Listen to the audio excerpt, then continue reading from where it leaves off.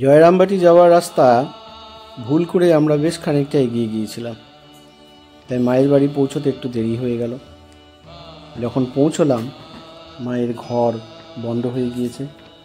আশ্রমের ভেতরে ভক্তরা সকলে এদিকে ওদিকে কেউ অপেক্ষা করছেন, কেউ বা ঘুরে বেরিয়ে আশ্রমটির শান্ত নিরিবিলি প্রাকৃতিক শোভার আনন্দ উপভোগ করছেন।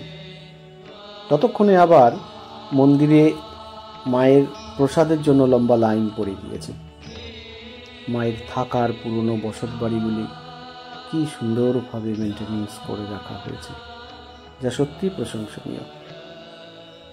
অদ্ভুত সুন্দরভাবে এই মেনটেনেন্স, ফুলের বাগান করে পরিষ্কার পরিচ্ছন্ন, খুব সুন্দর লাগে।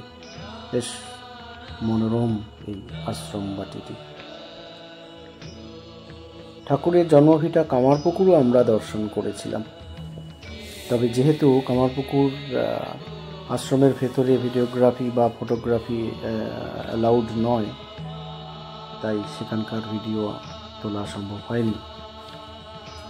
আমরা বাইরে থেকেই একটি ফটোগ্রাফ নিয়ে ফিরে এলাম। তবে বেশ ভালো লেগেছে। জয়রামবাটি ও কামারপুকুর তার সুন্দর মনোরম প্রাকৃতিক শোভা প্লাস তার আধ্যাত্মিক গুরুত্ব, এ চিরদিনই একই থাকবে।